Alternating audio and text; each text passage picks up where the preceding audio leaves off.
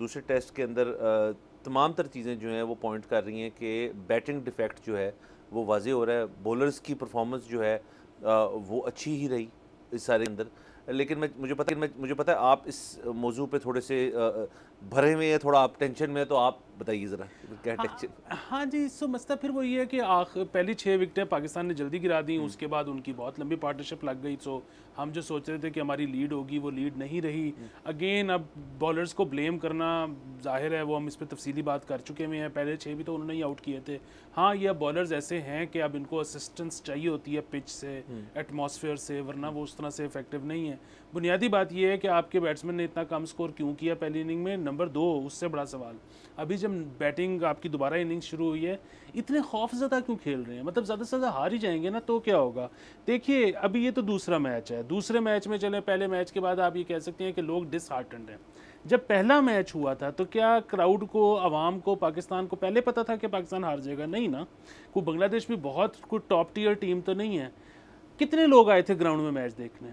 कोई नहीं आया। ठीक है, इसलिए टेस्ट क्रिकेट को इंटरेस्टिंग बनाएं, खौफज़दा होकर खेलना छोड़ें। इंग्लैंड बेवकूफ़ नहीं है, जिनके यहाँ पे क्राउड भी पूरा आता है, फिर भी उन्होंने ये सोचा कि यार ये काम नहीं चलने लगा, ज़रा बेसबॉल करो।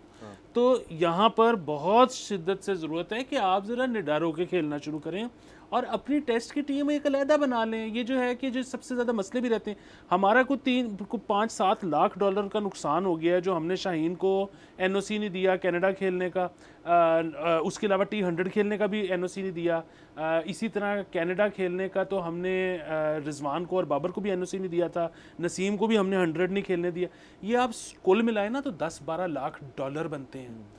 वो उनको एनओसी दे देते, वो ले आते। अब आपने कौन सा नसीम और शाहीन खिला दिए हैं और कौन सा बाबर परफॉर्म कर रहा है, अलहदा कर दें उनको, वाइट बॉल में डाल दें, इसकी रेड बॉल की एक अलहदा टीम बना दें। वैसे ही ये कोई नहीं देखता है इसको। सबसे पहले तो कुछ ऐसा सोचें कि इसको कोई लोग देखना शुरू करें।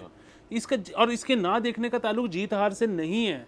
मैं आपको बता रहा हूँ, मैंने लाहौर में पाकिस्तान इंग्लैंड का टेस्ट देखा हुआ है, पाकिस्तान की में जो क्रिकेट बैन हुई थी उससे पहले, उसमें भी कोई नहीं आया हुआ था।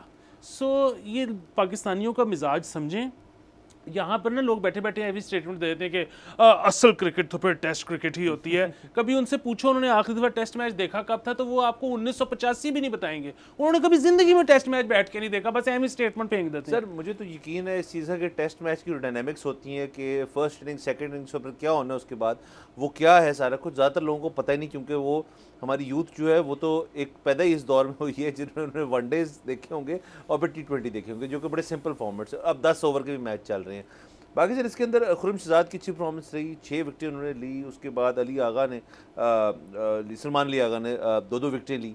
तो बॉलिंग किस तो आप तनकीद उस तरह से नहीं कर सकते, एक बंदा 6 ही ले रहा है। अच्छा, नाइट वॉचमैन की डिसीजन थी बड़ी इंटरेस्टिंग थी कि उन्होंने उस बंदे को भेज दिया जिसने सबसे ज़्यादा ओवर कराए हुए थे। मैं थका आ रहा वो बंदा है, उसको नाइट वॉचमैन बता दिया।